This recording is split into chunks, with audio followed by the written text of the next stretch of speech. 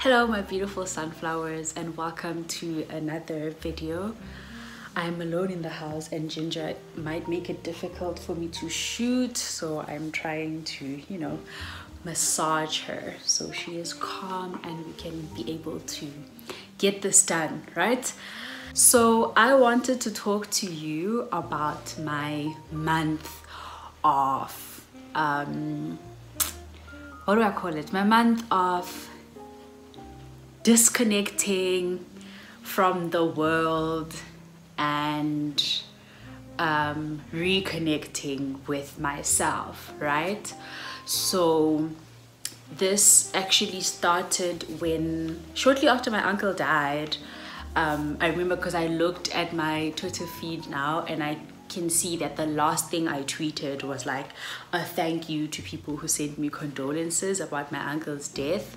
So shortly after that, I decided to take a break from Twitter. I honestly, things were just getting overwhelming because obviously Twitter is where we get a lot of information about what's happening in the world, the good and the bad, right? And I just felt like there was just like too much, and I personally in my life was going through too much, and I needed like a break from other like external things. So I decided to take a break from Twitter, and then when I took the break from Twitter, I then decided, I can do this for a month. So maybe let's also do a 30-day yoga challenge. So I started that as well.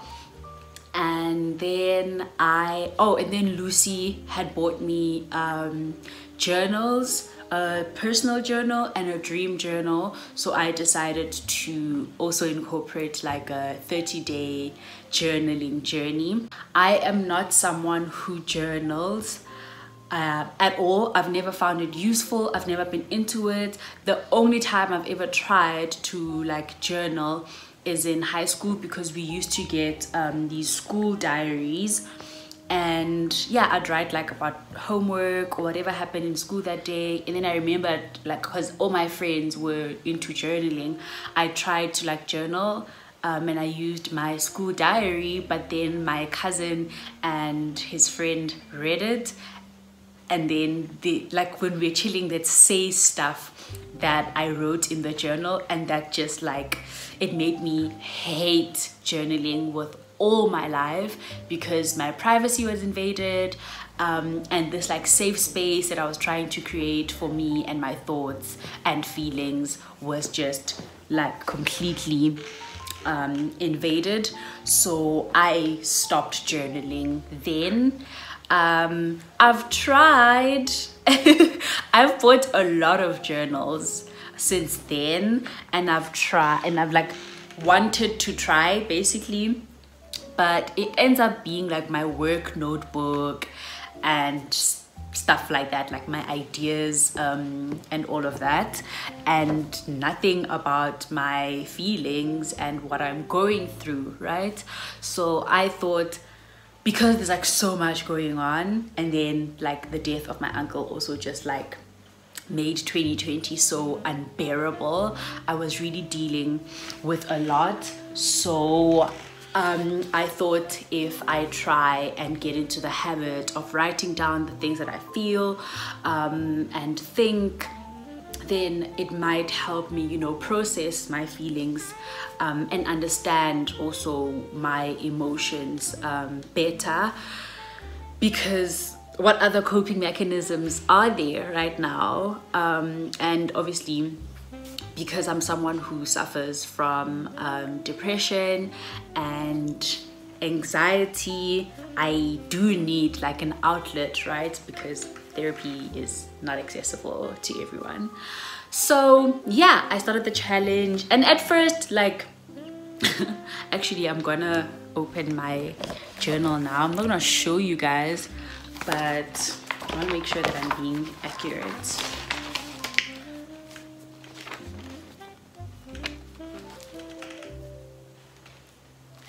Oh, so the first day that I journaled was Monday, the 11th of May, and I wrote, "I'm not okay." That was the first sentence I wrote. And I remember looking at the sentence and just like reading it over and over again. I'm just like, "I'm not okay, I'm not okay, I'm not okay." And it started to like trigger more thoughts. So I wrote them down. I had like a page full that day of just like me not being okay and just so much, right? And it helped for me to imagine that this book was, I guess, a part of myself, right? So I'm running to me with all of these things that I'm finding unbearable. So it kind of helped. Like it felt like a moment for me to, I don't know, it kind of felt like meditating, right? It's just like sit with your thoughts, process them, understand them, and as I write, I can like see everything that I'm talking about. And yeah, so I did that for a while. So sometimes I do it in the morning and sometimes I do it in the evening, honestly depending on how I feel, because I do struggle to wake up in the morning because I wake up every day I wake up. You must know that I'm pissed that I didn't die in my sleep. Even though sometimes I'll gather the courage to wake up and do yoga and journal, some days didn't work out that way. Some days I'd be in bed the whole day, and then I'd have to like force myself later on to do yoga and to journal because I made that commitment to myself. Don't bite me, please. Please, don't know. Take that. Good girl. And so, yeah, right? And then the yoga also, it went well, to be honest. I really enjoy, so I used Adrienne. She's a white woman, but you know what? At least she's a woman. And so yeah, she has a lot of videos if you guys want to check them out. And I did this challenge that she actually did like over 5 years ago. It was really great because each day was like a build up from where we were the previous day. So yeah, we started off like nice and easy, and then we like, you know, build up and so forth. So it was really nice. I enjoyed it, like to the point where I couldn't wait to show up to the yoga mat the following day and be like, "Okay, Adrienne, what are you throwing at me today?" And it was physically challenging. Like, after like day 5, yes sis, she started like bringing the heat, and it was intense. Like there's sometimes I would cry because my body would literally be like shaking when I'm in a certain position, and I just like feel so weak and like heavy on myself. Like there's something so heavy and I'm struggling to like carry myself, and I would feel so defeated and cry. But then eventually I'd like get that pose right and it would be so rewarding. So it was a very interesting journey. So yeah, that happened. And then with Twitter, so the first, I guess maybe let me say the first 2 weeks, yeah, the first 2 weeks were the hardest, because every time I'm on my phone, the first thing I want to do is go onto Twitter. So sometimes I'd be like, I'll literally take my phone and press on the app, and then I'd be like, "Oh shit, we're not doing this." And so yeah, I just guess like just my natural reflexes needed to get used to doing something else on my phone other than being on Twitter. And it made me realize how much I depended on it. Like I depended on it for entertainment, I depended on it for feeling connected to the world, and outside of it sometimes I'd just be like, I'd like toss and turn and not know what to do because I can't go onto Twitter. So what I did was I downloaded Candy Crush, so that instead of pressing the Bird app, I press Candy Crush and I'll play that for a while. And the nice thing about Candy Crush is that your lives finish So you get like 5 or 6 lives, and then after that they finish. So you can like, you have to stay like up to 30 minutes before you can play again, which is great because afterwards, when my lives finish, I have to think of something else that I can do to distract myself. And the next thing you know, the day is almost over and I'm coming back maybe just before I sleep to play one more time. So that was really helpful, right? And then I had to go home for my uncle's funeral, which happened, I mean, my uncle died in the beginning of the month, but he was only buried at the end of the month because there was just a lot of preparations to be done, things not going right and all of that. But eventually, like, it happened.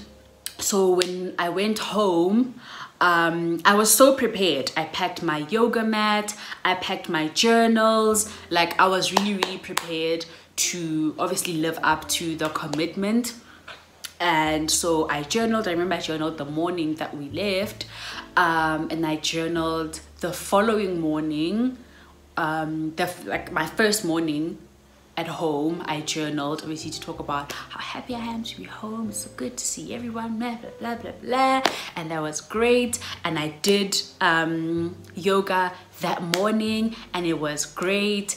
And then it got busy, guys.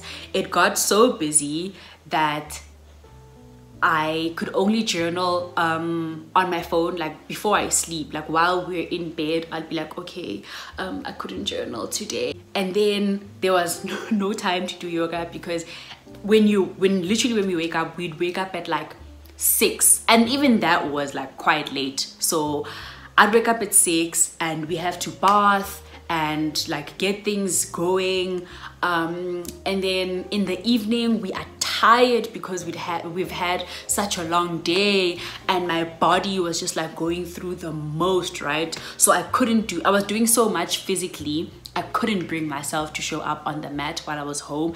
And we were there for like 4 days. I remember we left on the 5th day, so almost a week, right, of no yoga. I did yoga for 1 of the 4 days that we were there. Actually, let's say 5 because we left in the evening of the 5th day. So I did yoga on once in the 5 days that I was there, and I journaled once in the actual journal and once on my phone. And then after that I was just like, there's nothing else that I can do, right?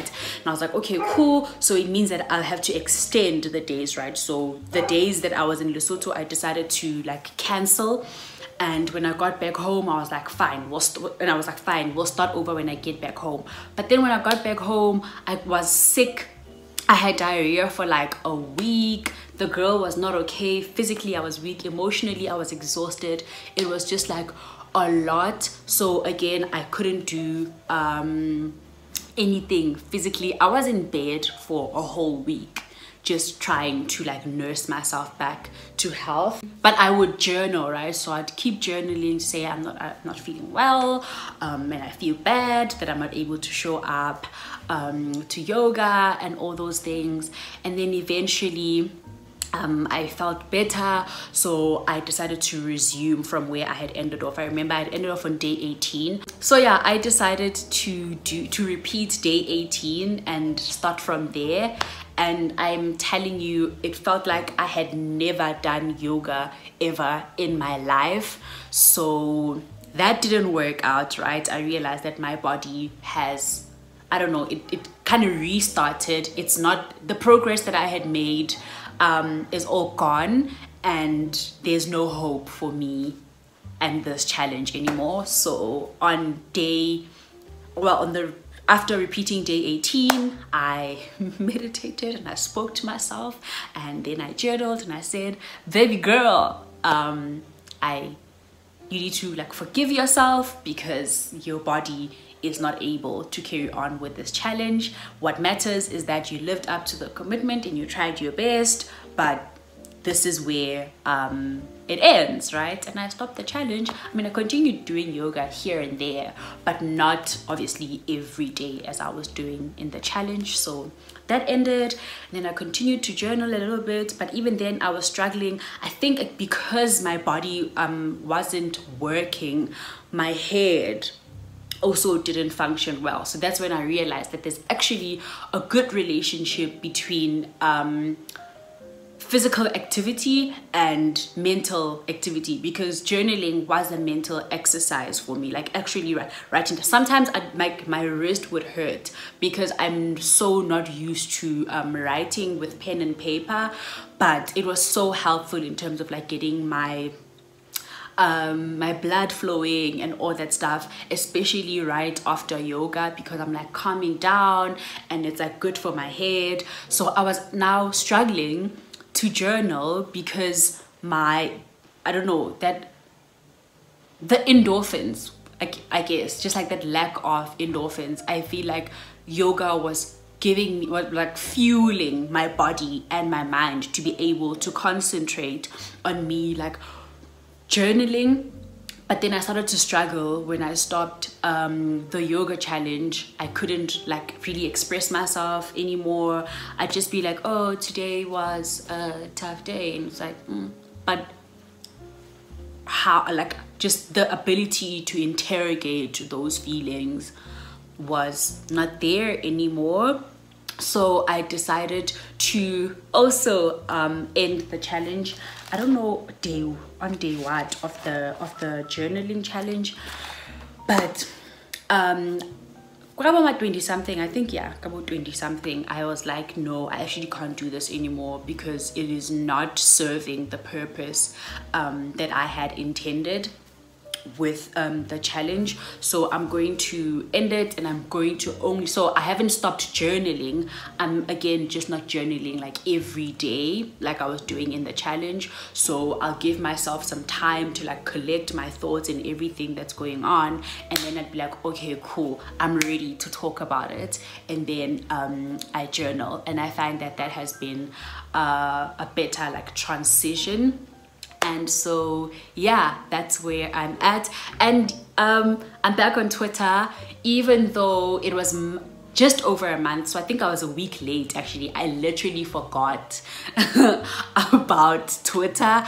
I don't know what reminded me. I was probably really bored that day, and I was like, wait a minute, the Twitter streets. And I got back. It really hasn't been the same. I feel like I'm new, and I'm just like, what is going on here? I've missed so much. And yeah, I don't know, I've lost my rhythm, and I guess also my place in the conversation. So yeah, I'm trying to get used to that again and get back into that rhythm and the flow. But I'm conscious of the need to limit my time spent on the app, and I mean on other social platforms as well, right? Because even Instagram I wasn't using that much. I was still using it because I wanted to push content, and I didn't want to feel like I have completely isolated myself. And also I don't use Instagram that much anyways, because we don't have Wi-Fi and data is expensive, and Instagram will chow your data. So I'm actually, that actually worked out, because I didn't, unlike, you can't camp on Instagram the whole day like you can on Twitter. So yeah, that really helped. So yeah, that's it about my journey. Shoot, I need water. I actually had hot water here for me, but then I forgot, because when I talk, I don't have time for anything else. Okay, cool.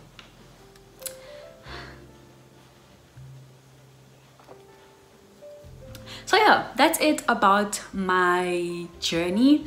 I'm thinking of starting the yoga challenge again, just because I want that feeling of, you know, accomplishment. It's quite rewarding for me to start something and see it through till the end. And so even though I understood what my body was going through. I was also quite disappointed with myself, so I will be starting over with the challenge. Maybe I'll pick a different challenge. She has like a bunch of challenges. I'll pick a different one, but still go for 30 days. So yeah, thank you so much for watching and listening to me. First of all, shout out to my girlfriend for the art behind me. Yeah, if you are into the arts and you would like her to create something for you, please hit us up. We would be delighted to make that happen for you. Ginger, come say bye. Come. Shame. She was taking a nap. Say bye. Okay, she is not bothered. I hope you enjoyed this. Please don't forget to like, comment, and subscribe. And obviously share this with your friends and family. I will see you in the other videos.